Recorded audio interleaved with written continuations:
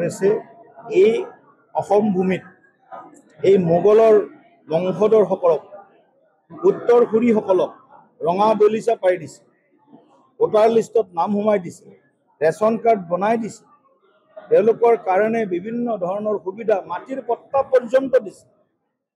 আমি এতিয়া মাটিৰ পট্টা কাঢ়ি আনিব বিচাৰিছোঁ এই মোগলৰ বংশধৰসকলৰ পৰা।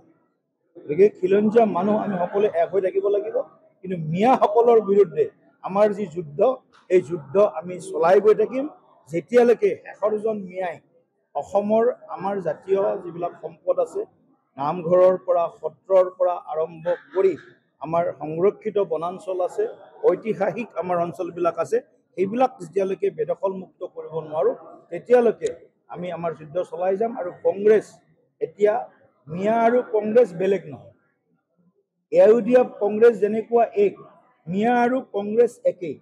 তেওঁলোকৰ তেওঁলোকৰ ভৰসা হৈছে মিয়াসকল।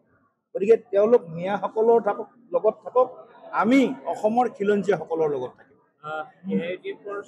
যুঁজিছোঁ শৰাইঘাটৰ শেষ ৰণত আমি যেনেকৈ যুঁজিছোঁ, আকৌ আমাৰ বিৰুদ্ধে যুঁজা শক্তিও এটা আছে।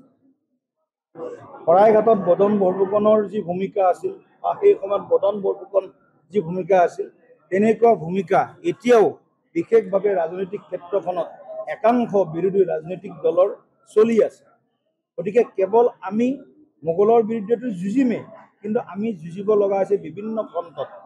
আমাৰ ঘৰৰ মানুহৰ বিৰুদ্ধে আমি যুঁজিব লগা হৈছে, কাৰণ তেওঁলোকৰ মানসিকতা মোগলৰ মানসিকতা, তেওঁলোকৰ ভাষা মোগলৰ ভাষা, তেওঁলোকৰ চিন্তা মোগলৰ চিন্তা, তেওঁলোকৰ চিন্তা ভাগ ভাগ কৰি শাসন কৰা, যিটো ব্ৰিটিছৰ আছিল, যিটো মোগলসকলে বা সেই সময়ত আমাক আক্ৰমণ কৰা সেইসকলৰ আছিলে।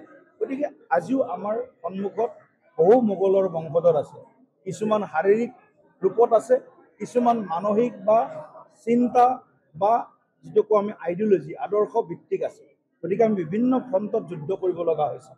লাচিত বৰফুকনদেৱৰ আদৰ্শক যদি আমি জীয়াই ৰাখিব লাগে, এই বদন বৰফুকন ৰূপী এইসকলক কিন্তু আমি ৰেহাই দিব নোৱাৰোঁ, এইসকলৰ বিৰুদ্ধে আমি যুঁজিব লগা হৈছে। গতিকে শৰাইঘাটৰ ৰণ চলি আছে, যেতিয়ালৈকে সম্পূৰ্ণ ৰূপে এই মোগলৰ মানসিকতা শেষ কৰিব নোৱাৰোঁ তেতিয়ালৈকে আমাৰ যুঁজ চলি থাকিব। মানে কংগ্ৰেছে এই অসম ভূমিত এই মোগলৰ বংশধৰসকলক উত্তৰসূৰীসকলক ৰঙা দলিচা পাৰি দিছে, ভোটাৰ লিষ্টত নাম সোমাই দিছে, ৰেচন কাৰ্ড বনাই দিছে, তেওঁলোকৰ কাৰণে বিভিন্ন ধৰণৰ সুবিধা, মাটিৰ পট্টা পৰ্যন্ত দিছে। আমি এতিয়া মাটিৰ পট্টা কাঢ়ি আনিব বিচাৰিছোঁ এই মোগলৰ বংশধৰসকলৰ পৰা।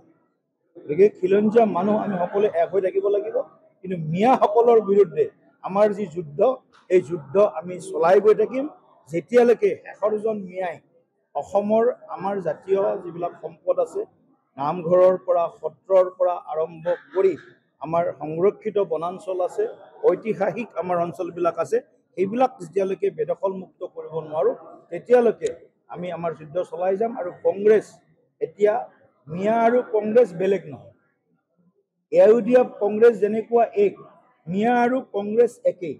তেওঁলোকৰ ভৰসা হৈছে মিয়াসকল। গতিকে তেওঁলোক মিয়াসকলৰ লগত থাকক, আমি অসমৰ খিলঞ্জীয়াসকলৰ লগত থাকিম।